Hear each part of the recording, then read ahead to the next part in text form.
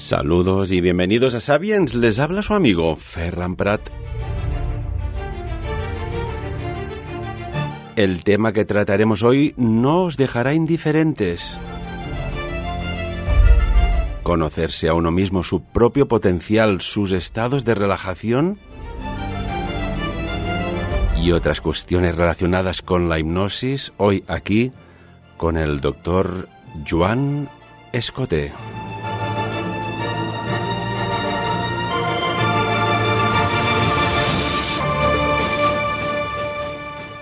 Muy buenos días, doctor Escoté, bienvenido y un honor tenerle hoy aquí en Sapiens. Muy buenos días y para mí sí que es realmente un honor participar en este programa. En los muchos años que llevo en el campo de la divulgación, yo ya lo bauticé como la neodivulgación, otra forma de divulgar, jamás en mi vida había tratado la hipnosis. ¿Por qué? Porque no había conocido, no había contactado con un profesional como usted. Y lo digo en primera persona porque hace un momentito antes de empezar la entrevista me ha hecho una hipnosis. Tenemos que decir que el doctor Joan Escoté es especialista en hipnosis, pero por encima de todo es un doctor en psiquiatría.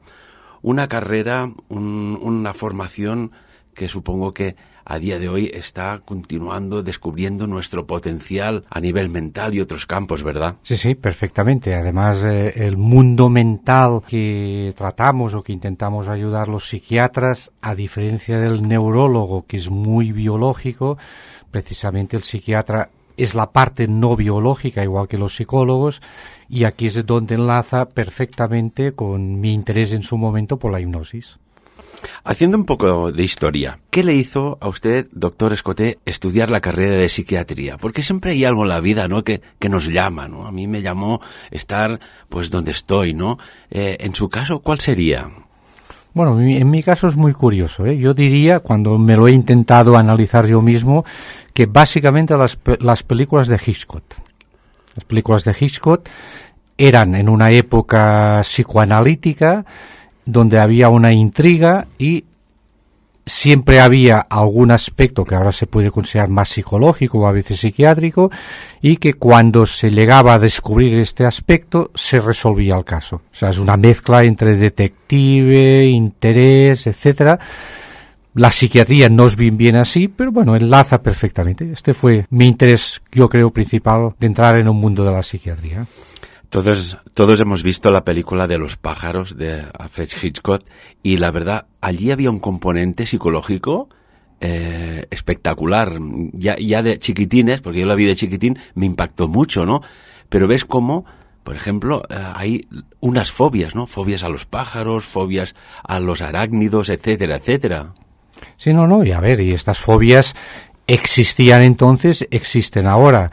La gran diferencia, creo que con los conocimientos de ahora, a diferencia de en aquella época, por la orientación más psicoanalítica, se consideraba que si la persona sabía la causa que había provocado el trauma, exclusivamente sabiendo la causa, la gran mayoría de las veces se resolvía el trauma. Esto después se ha visto que no es así, sino que está muy bien a veces conocer la causa, pero después se tiene que tratar el afrontar, pongamos, la fobia, ¿no? ¿Podríamos decir que Hitchcock tenía en su genética, en su ADN, un componente psiquiátrico? Porque incluso llegó a decir que hay algo más importante que la lógica, y es la imaginación. Una frase muy potente. Bueno, tenemos que tener presente que una de las diferencias entre psicología y psiquiatría sería que la psiquiatría, al provenir de la medicina, es obligatorio conocer la fisiología, la anatomía, las medicaciones y utilizar las medicaciones como herramienta terapéutica. En aquella época no había prácticamente medicaciones efectivas, por lo tanto los psiquiatras que provenían, insisto, como médicos y a través de, básicamente, de los hospitales psiquiátricos, en realidad abordaban todo un mundo que ahora se puede considerar psicológico. Es decir, Freud, con todas sus teorías y su experiencia, tenemos que pensar que era un médico con unos conocimientos muy profundos de neurología que le motivó este mundo, que en realidad ahora sería más un mundo del psicólogo, ¿no? Y en pleno siglo XXI, en nuestros días, ¿por qué es útil acudir al psiquiatra para que te haga hipnosis? A ver, la hipnosis tenemos que separar como concepto, lo que es la hipnosis clínica, es decir, hipnosis aplicada a la clínica, del resto de hipnosis. El resto de hipnosis ya puede ser más de históricamente de espectáculo, o a veces intenta como el equivalente de investigar si una cosa ha pasado o no ha pasado, lo que antes se decía el suero de la verdad, que si después se quiere se puede matizar. Entonces, en la hipnosis clínica es una herramienta básicamente psicológica, no psiquiátrica, y que es muy útil dentro de un plan terapéutico concreto.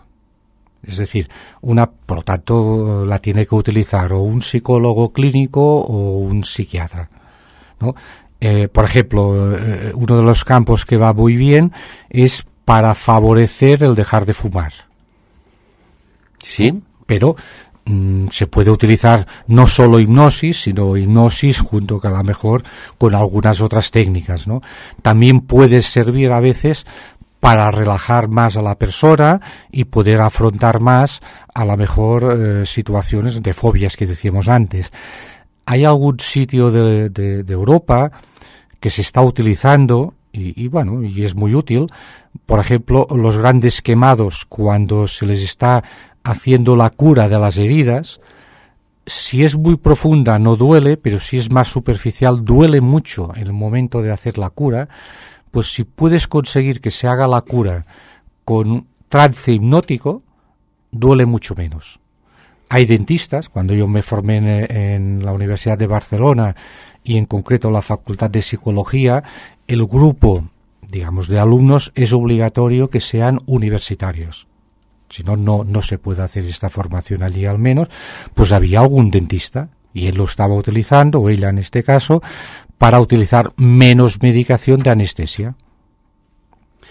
¿Hasta qué punto, por ejemplo, en el caso de un dentista, de una operación, incluso me imagino, ¿no?, en un conflicto bélico en el cual no hay la sustancia que te produce pues la anestesia, ¿no?, que se tenga que aplicar pues estas técnicas como es la hipnosis para que el soldado o el paciente no sienta tanto el dolor o no lo sienta absolutamente?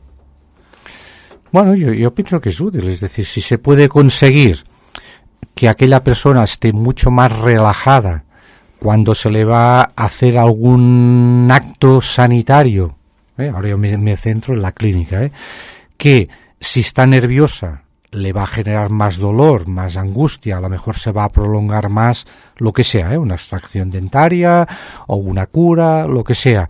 Si se puede conseguir que aquella persona esté mucho más relajada porque el profesional que la va a hacer, aunque sea un enfermero, pongamos, lo consigue, pues yo pienso que es una ventaja.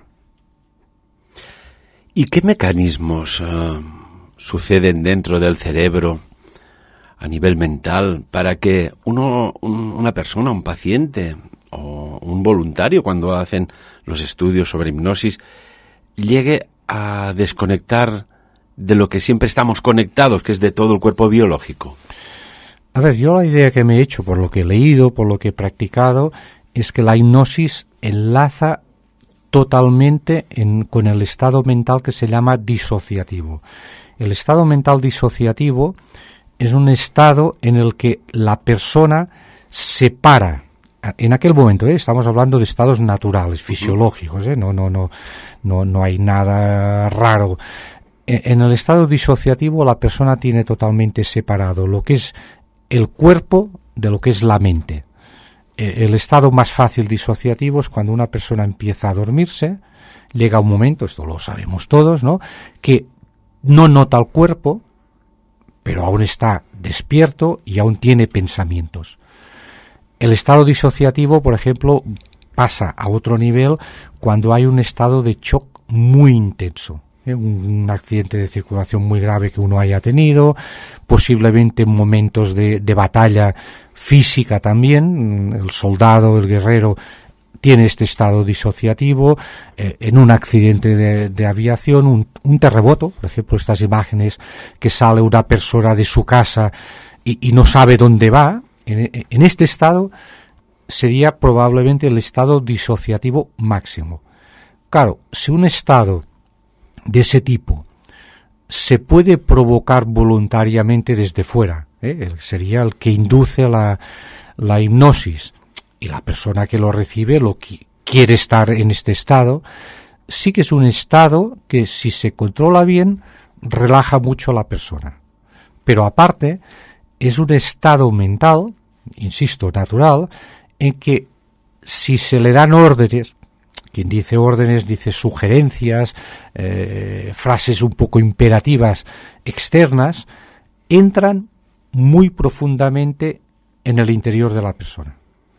Es lo que podríamos conocer, no sé si es erróneo o no, pero los estados de trance, ¿tiene alguna relación estados de trance, estados de meditación con el estado disociativo que ahora comenta, doctor? Sí. Yo estoy absolutamente convencido de que a nivel interno fisiológico es exactamente el mismo estado fisiológico. Es decir, si se hiciese un electroencefalograma, las ondas que habría serían las mismas. En este estado la sangre casi que no va a la piel, por lo tanto es un estado que, al haber poca sangre, disminuye mucho la sensación de dolor. Por tanto, es fácil poder clavar agujas y que no haya dolor, o pincharse y que no salga sangre prácticamente. Pero estamos hablando que se puede provocar de una manera externa y con unas pautas que sería la hipnosis, o otras personas con otras técnicas llegan al mismo estado. Grandes figuras de la historia, y no sé, me viene a la cabeza, pues, por ejemplo, el Maestro Jesús de Nazaret, Buda, Krishna y tantos otros que ha habido en la historia. Cuando ellos decían que se iban a meditar, ¿entraban en un estado de, podríamos decir, de autohipnosis? Sí, absolutamente. Además, la hipnosis, quien la quiere practicar, es relativamente fácil aprenderla, a aplicársela a uno mismo, sería la autohipnosis. Hay distintos grados de profundidad, y en el grado máximo sí que es este estado en que se refiere en muchos sitios, ¿no?, en que la persona tiene la vivencia como si saltase de la materia y tuviese una comunicación cosmológica o cósmica total. Esta es la vivencia que tiene la persona, ¿eh? Yo no digo que sea verdad, que esta persona sea verdad o sea mentira, porque no se puede saber, que tenga esta comunicación cósmica, pero la vivencia interna sí que la tiene. Y en este estado, ahora hablo casi de máxima profundidad, la persona tiene la percepción de tranquilidad, relajación, de clarividencia, que después le puede durar días. Tenemos que decir que el doctor psiquiatra Joan Escoté, antes de empezar la entrevista aquí en Sapiens, me ha ofrecido la posibilidad de que lo viva en primera persona antes de la entrevista, y me ha hecho una hipnosis. Y tengo que decir, doctor, que ha sido fascinante. De seguida me he estado en un estado de hiperrelajación, incluso he llegado a ver imágenes luminosas, etcétera, y cuando hemos acabado, lo primero que me ha venido a la cabeza es pensar qué bueno sería, por ejemplo, antes de empezar a trabajar en el trabajo que sea, desde el taxista que nos escuchan, que va por la carretera, a profesionales del tipo que sea, letrados, ingenieros, médicos, etcétera, etcétera, hacer un estado de relajación para que seas más consciente, más productivo y que estés más centrado en lo que toca, ¿no? Esto sería una maravilla. Esto creo yo, y permítame la sugerencia y la lanzo así al universo, que tenía que ser de por ley. Bueno, por ley no va a poder ser, pero yo pienso que sí, que cualquier persona, independientemente que tenga un trabajo más estresante o no, pienso que le puede ser extraordinariamente útil disponer de 15-20 minutos como de transición entre empezar a trabajar ya de verdad y el momento que llega al sitio de trabajo, está a punto de llegar, que tenga estos 15 o 20 minutos que le permita relajarse, como sea, ¿eh? A veces es personas a lo mejor tomando un café antes de entrar a trabajar, otras es, no sé, leyendo un poco la prensa, pero es más una predisposición, ¿no? Si uno lee la prensa mirando los problemas, las guerras, las dificultades, posiblemente irá a trabajar peor. Si mira la prensa o la radio o lo que sea, pero con vivencia más de aspectos positivos, ¿no? Agradables para él, posiblemente cuando ya entre a trabajar estará mucho mejor. ¿Y qué sucede exactamente en el cerebro para que nos lleve a este estado de relajación absoluta? ¿Qué sucede ahí? Porque yo cuando estaba escuchando su voz me he hecho fijar en un punto concreto, de seguida he notado que los párpados me iban pesando, he tenido que cerrarlos porque me sentía muy a gusto, hemos puesto las palmas abiertas hacia arriba, no sé por qué, pero me sentía mejor así en la postura que estaba, y después es que literalmente me he ido. Es como la sensación es de salir del cuerpo un poco. Uh-huh. A ver, en la hipnosis básicamente hay 3 fases y son muy importantes respetarlas, ¿eh? La inducción, que sería el que un profesional con conocimientos, o uno mismo, si lo sabe, facilita en un entorno determinado que se pueda entrar en hipnosis. La hipnosis en sí, que sería el trance. Y después es muy importante la manera de salir, que tiene que ser lenta y paulatina, por lo que yo he dicho antes de la sangre está funcionando de otra manera, la frecuencia cardíaca es más baja y tal. Se considera que el cerebro, cuando está en alerta, que es lo normal habitualmente, ¿no? Digamos, necesita cada X tiempo, 10 minutos, 20 minutos, 5 minutos a veces, hacer como una especie de desconexión, como un reset. Yo no sabría decir el motivo, pero se considera que lo necesita el cerebro. ¿Por qué?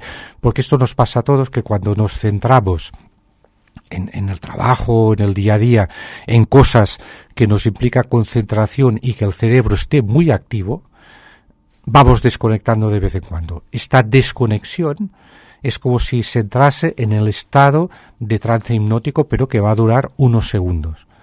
Lo que hace la hipnosis es este estado, que sería de pocos segundos, facilitar que dure mucho más. Y de hecho, con una inducción hipnótica es muy curioso, porque la persona suele quedar con una postura algo incómoda. Una de las maneras más fáciles de inducir, y no se sabe el por qué, es ojos forzados hacia arriba. Es uno de los clásicos, que además empalma totalmente con las imágenes místicas de los cuadros clásicos, pongamos cristianos, ¿no? Que siempre te enseñan que la persona en éxtasis o en misticismo está mirando arriba, que hay los rayos y tal. Bueno, pues esta postura forzada de vista para arriba, de los dos ojos mirando hacia arriba, yo no sé el motivo, creo que no se sabe, pero es uno de las posturas que facilita mucho más el entrar en hipnosis. Entonces, en esta postura, cuando hay cansancio ocular y cerrando los ojos, es extraordinariamente fácil entrar en este estado de trance, de meditación, que, insisto, se puede entrar por otros sistemas, otras técnicas, que no sería la de inducción hipnótica, pero que el estado es el mismo. Me hace recordar, por ejemplo, doctor Escoté, a personajes históricos como Juana de Arco, que al decir esto de los ojos, ella había momentos cuando entraba en sus trances que se le quedaban así como blancos mirando hacia arriba, pero es que los niños de Fátima también sucedió lo mismo, o Bernadette de Lourdes. ¿Qué relación hay en estos casos con el misticismo? Yo la idea que me hago es, en esta postura forzada, que no es la única, de que facilita la hipnosis, pero que es la más fácil, por eso yo normalmente la intento utilizar, de mirada ocular hacia arriba y que queda forzado todo el cuello y toda la cabeza, es el que se entra con más facilidad en el trance hipnótico. Y curiosamente, siempre las imágenes místicas de Europa y de fuera de Europa siempre lo relacionan. Claro, uno puede ver la lectura fácil de decir, bueno, le ha venido un rayo, una imagen, ¿no?, celeste del cielo y es lo que está mirando.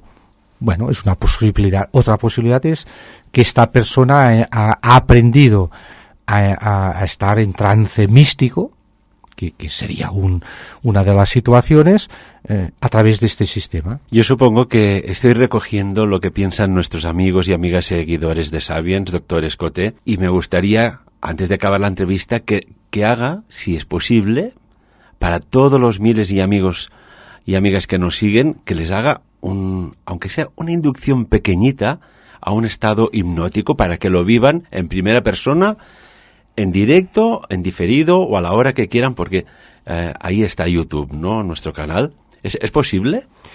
Yo no me veo capaz, se puede intentar. Ahora sí que lo curioso es que las clases éramos, y se van haciendo cada año, unas 20, 25 personas, y el profesor de cada clase siempre era extraordinariamente práctico, provocaba la inducción y los 20, 25 entrábamos fácilmente en trance, y a partir de este estado de trance es cuando se nos enseñaba ya para aplicarlo a situaciones concretas.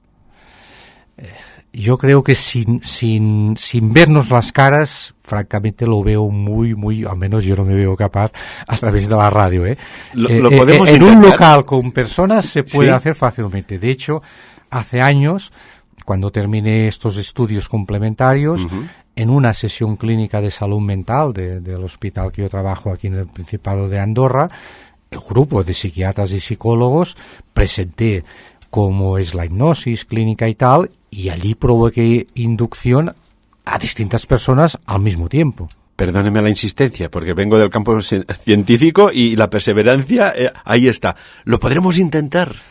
La situación más fácil, lo digo por si alguno ahora que nos esté oyendo lo puede intentar, es sentado en una silla. Vamos a hacer la práctica.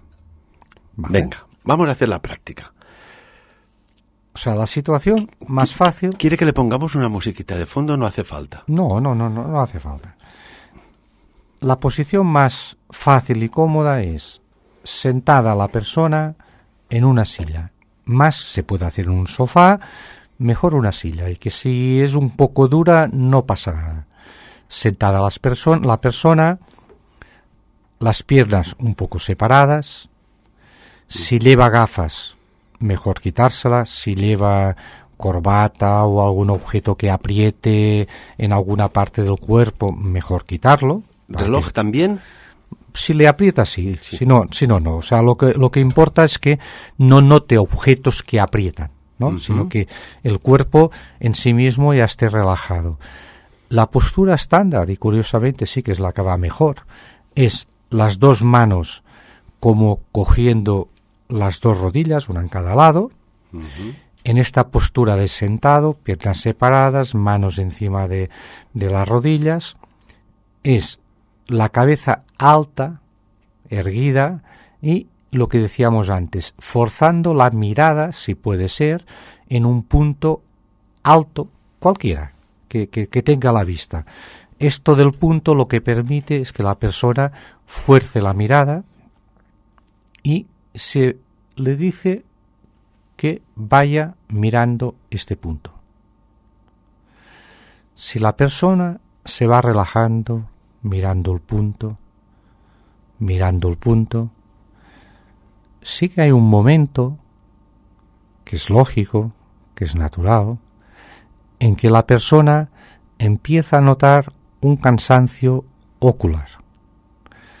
En este momento la persona puede perfectamente cerrar los ojos si quiere o mantenerlos abiertos. Esto es poco importante. Lo importante es que note este cansancio ocular, que automáticamente va relajando todo el cuerpo.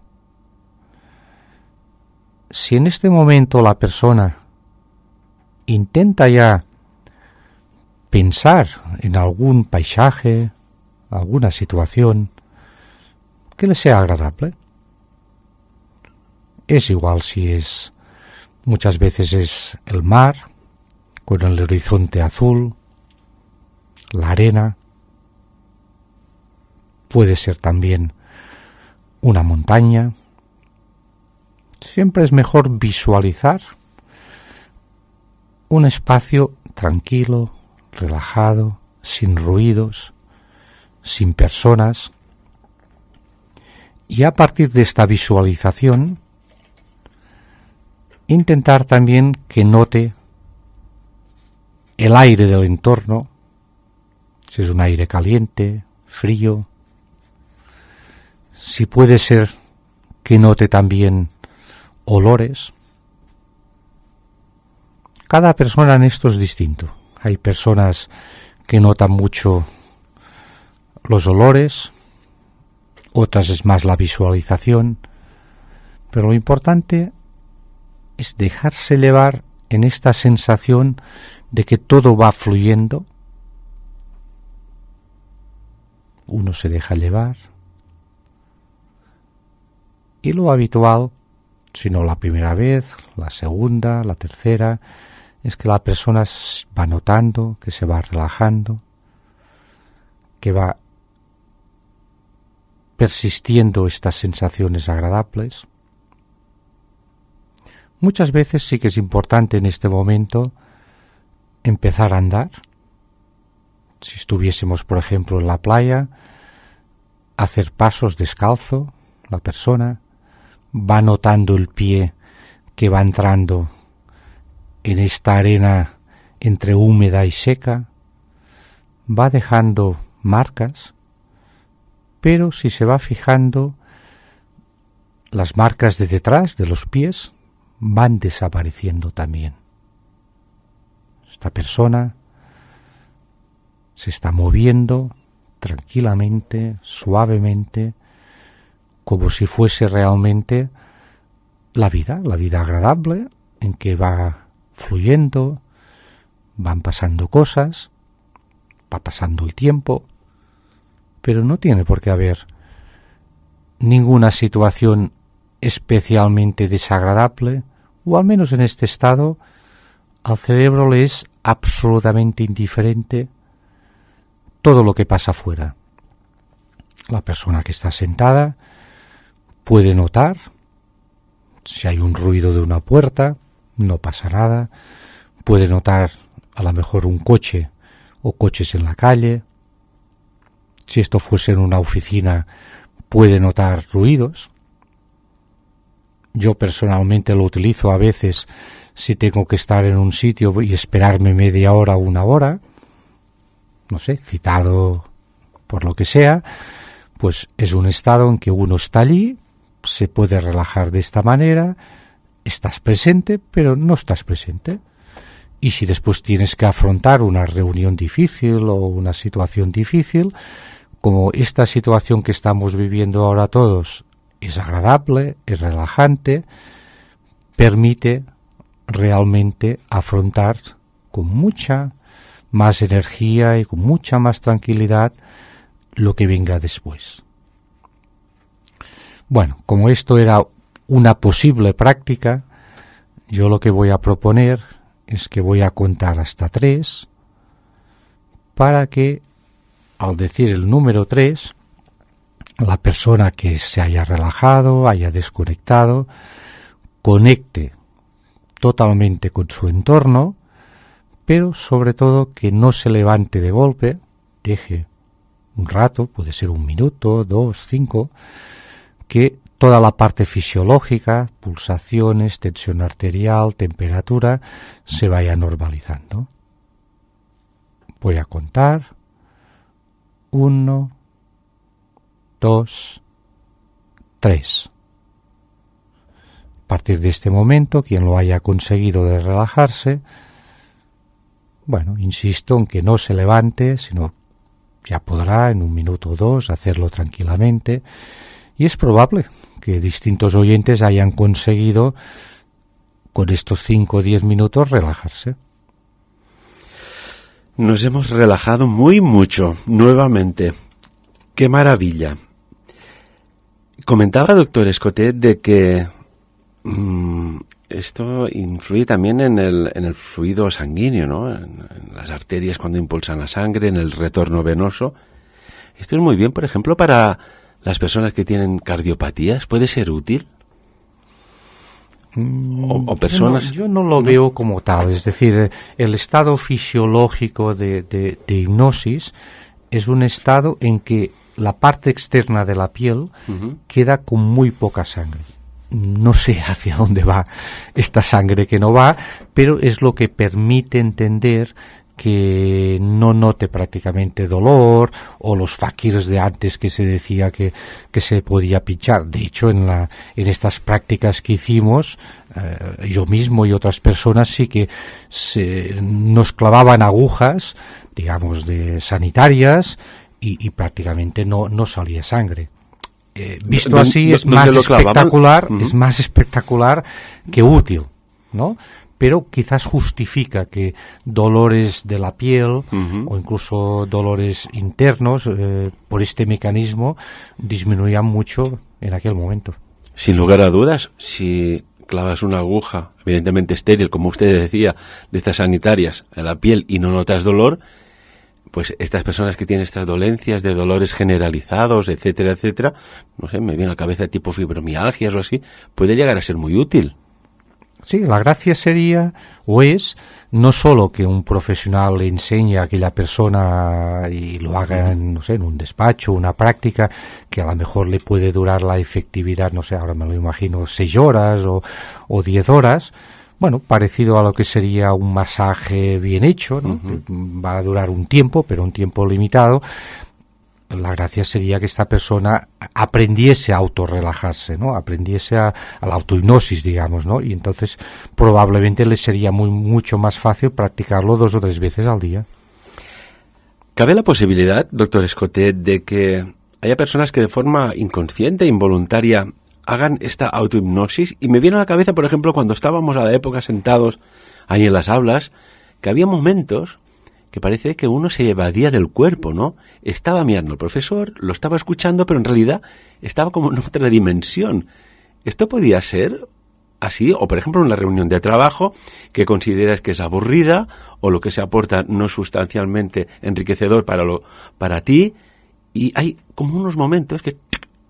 Sí, esto es lo que yo decía antes. O sea, para intentar explicar la hipnosis se parte al revés. Se parte de que esto que usted ha dicho ahora es real. El cerebro necesita desconectar con frecuencia y conectar a situaciones que le relajan mucho. Pues esto, que es lo normal, que es lo natural, en la hipnosis lo que se hace es facilitar de estar en este estado en concreto. Y si uno quiere en una reunión no evadirse, es imposible. Doctor, le voy a poner un fragmento de una película que a mí me fascina, es que forma parte de mi equipaje radiofónico. De vez en cuando lo tengo que poner y hoy creo que es el día más adecuado para que nos haga un análisis. Vamos allá.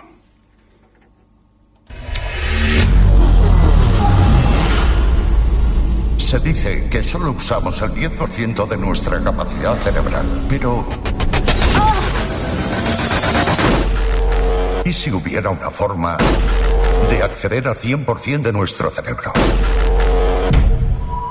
¿De qué seríamos capaces? Doctor Joan Escotet, lo que decía este fragmento de la película Lucy, ¿no? Se dice que utilizamos... El cerebro es evidente que lo utilizamos al 100%, pero el potencial mental está en unos baremos, ¿no? De llegar a un 25, un 50 o un 100%, ¿de qué seríamos capaces, doctor Escotet?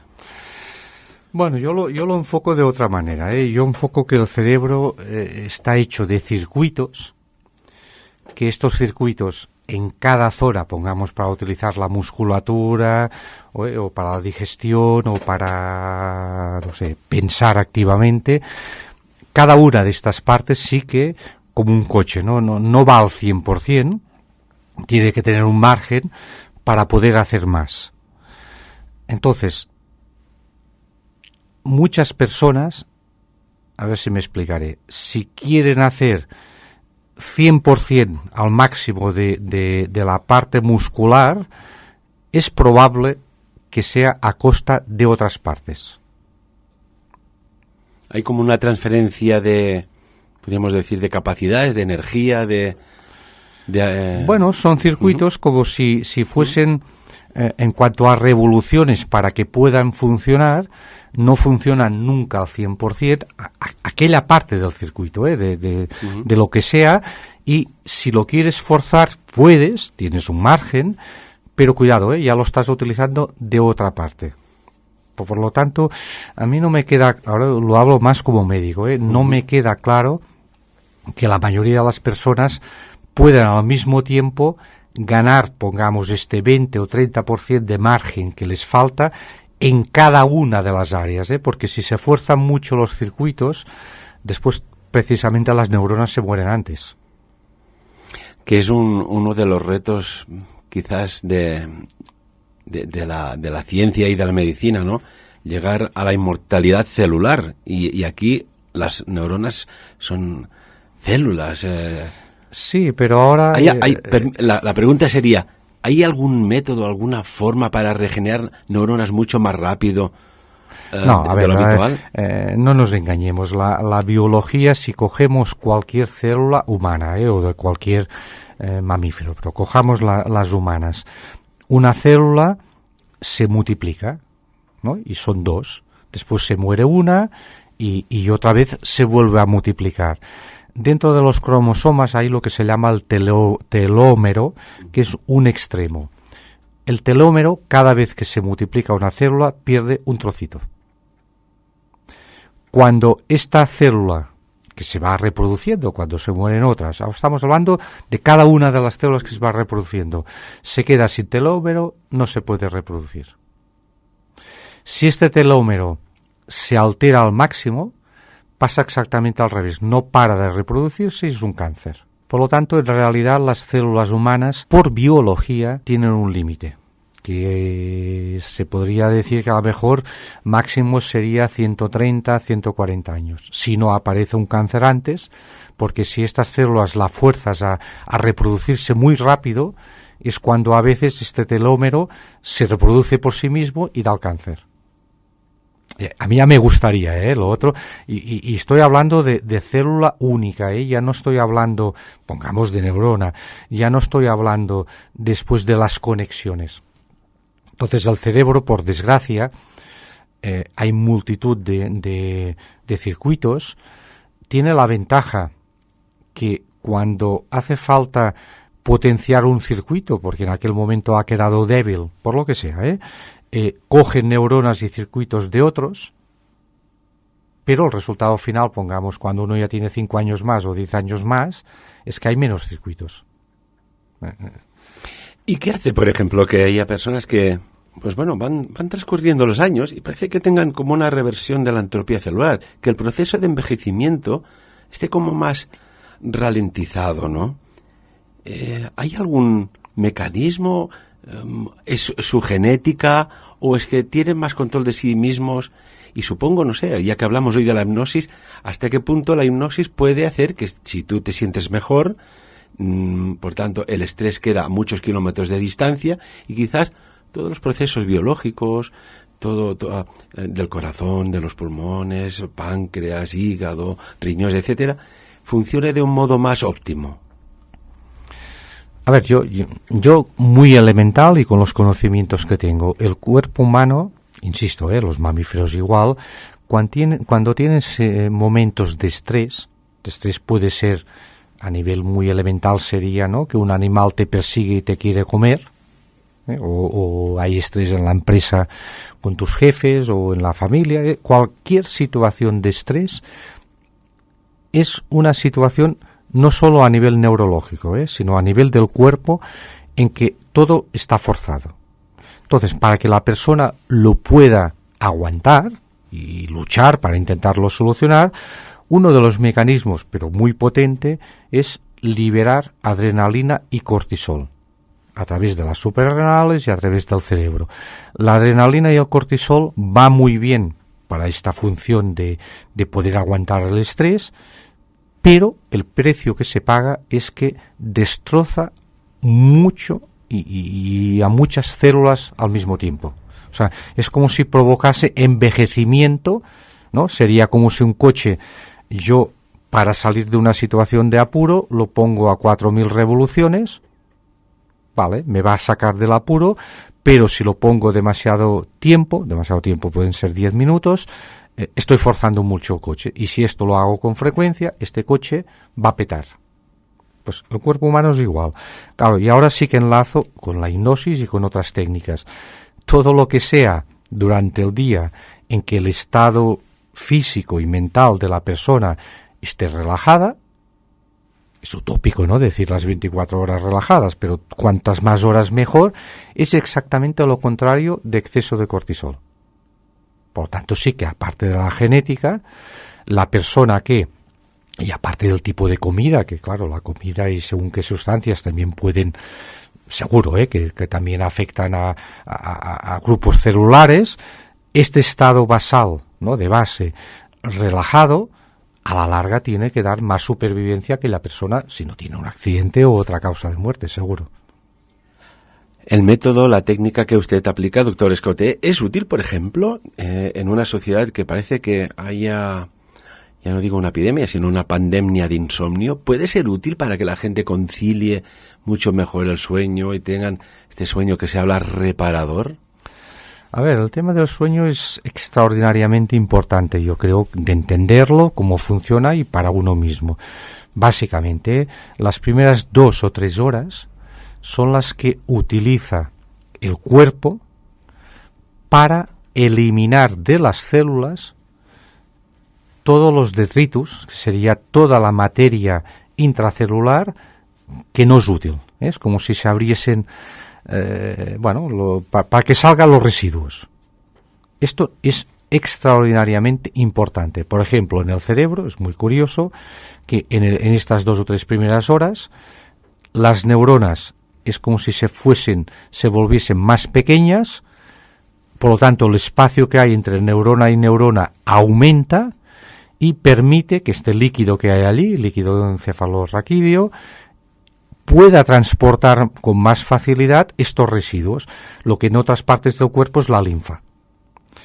Estas 2-3 primeras horas son extraordinariamente importantes. Es como si fuese una casa por la noche que tiramos la basura. Imaginemos que una casa cualquiera, que es una célula, no está tirando la basura. Claro, al final se moriría la casa de exceso de basura. Las otras horas que vienen después de estas 2, 3 o 4, que también son 2 o 3, parece que sirve para otra función que también es extraordinariamente importante. El cerebro, la información, ahora hablo más en términos psicológicos, la información del día que ha ido guardando, tiene que decidir si la guarda para más tiempo y si la conecta con recuerdos que tiene, por un lado. Y por otro, también tiene que empezar a pensar cómo será el día de mañana y, por lo tanto, tiene que empezar a simular cosas que se va a encontrar mañana, una reunión, un viaje, lo que sea. Entonces, esta segunda parte es como más psicológica, que es la que hay los sueños. Entonces, la persona intenta mezclar recuerdos pasados que guardo con perspectivas de futuro. Si la persona está agobiada y angustiada es cuando vienen pesadillas, porque esta mezcla se hace consciente y además simula cosas desagradables. Precisamente le quería preguntar cómo es que hay personas que tienen sueños continuos plácidos y placenteros y otros que su ir a dormir es como un constante estrés de aventuras desagradables, lo vamos a decir así de forma muy, muy suave, pero cuántas personas ven que se mueren, que caen por pozos, que sufren accidentes. ¿Por qué esta diferencia? a nivel muy global, la persona que tiene pesadillas y desde hace unos días, seguro que es una persona que está preocupada, agobiada, al nivel que sea, y por lo que sea familia, sea trabajo, sea expectativas de futuro, porque las simulaciones que está haciendo su cerebro de manera espontánea son simulaciones, digamos, en negativo. Claro, más que esto ya... Nos quedan 2 minutos de entrevista, que estaríamos horas y días hablando con usted, porque cuánto nos gusta aprender, cuánto nos gusta escuchar a personas sabias. Doctor Joan Escoté, ¿algún consejo para las personas que vean la hipnosis como una ayuda, que puedan acudir a usted y que quede, supongo que desde los profesionales, cuando ves estos espectáculos que se utiliza la hipnosis para algunos casos hacer pues cosas divertidas, pero otras que parece que sean como tomaduras de pelo de la persona para hacer reír al público, ¿qué consejo daría? Sí, esta segunda parte yo pienso que es la que en el fondo ha hecho daño, ¿no? Siempre se ha relacionado hipnosis, ¿no? La palabra hipnosis ya significaría parecido al estado de dormir con espectáculo. Bueno, es una parte que de hecho últimamente ya no se está utilizando tanto, y en cambio yo insisto, la hipnosis clínica es una técnica, hay más técnicas que mezclada dentro de un programa terapéutico con un aspecto básicamente psicológico, es útil para la clínica para momentos determinados. Pero yo insisto en lo de antes, es decir, el estado de trance hipnótico es un estado de entrada debería ser relajante en conjunto. Si una persona consigue este estado distintas veces al día, aunque sea por otros mecanismos, yo se lo aconsejo, es decir, cuantas más momentos del día la persona esté relajada internamente, de verdad, que a veces son estos momentos, a lo mejor a la hora de comer, de tomar el sol 10 minutos, no mirar una pecera, no es otra cosa. Llegaremos a saber todo lo que sucede en el cerebro, porque fíjese que es curioso, es la parte más protegida del cuerpo. Sí. Hay los escudos, parecen escudos o plitas, el cráneo, para proteger algo como si fuera el mejor tesoro guardado. Yo pienso que sí. Actualmente se está investigando en muchas líneas, pero una de ellas yo pienso que dentro de pocos años va a dar muchos resultados, que es precisamente se está cartografiando, es decir, se está buscando y describiendo los circuitos del cerebro. Entonces, con los circuitos ya detallados, sí que va a ser más fácil concretar cosas, ¿no? Cuando pasa esto, qué circuito se pone en marcha, cuando no se pone en marcha. Es que en realidad hasta ahora prácticamente solo se sabía que estaba dentro y que había neuronas, ¿no? El funcionamiento interno prácticamente se desconoce. Hoy hemos tratado, lo decíamos al principio del programa, sobre la hipnosis. Hemos hablado de 3 cositas que nos ha dado luz, nos ha dado confianza, y como supongo, como todo el mundo, es ponerse siempre en manos de grandes profesionales, más que certificados, para hacer, en este caso, una hipnosis. Y esto es importante, siempre ponerse en manos de confianza de profesionales. Y lo hemos experimentado, nos hemos sentido tan relajados, me lo ha hecho antes, durante el programa. Vamos a ver ahora si veo lo que tengo que ver aún más bonito, que seguro que sí. Doctor Joan Escoté, psiquiatra, un placer, un honor tenerlo aquí en Sapiens. Muchas gracias, y para mí también un placer. Y amigos y amigas, como siempre aquí en Sapiens, lo dicho, que cada uno saque sus propias conclusiones del tema tratado hoy. Buenos días.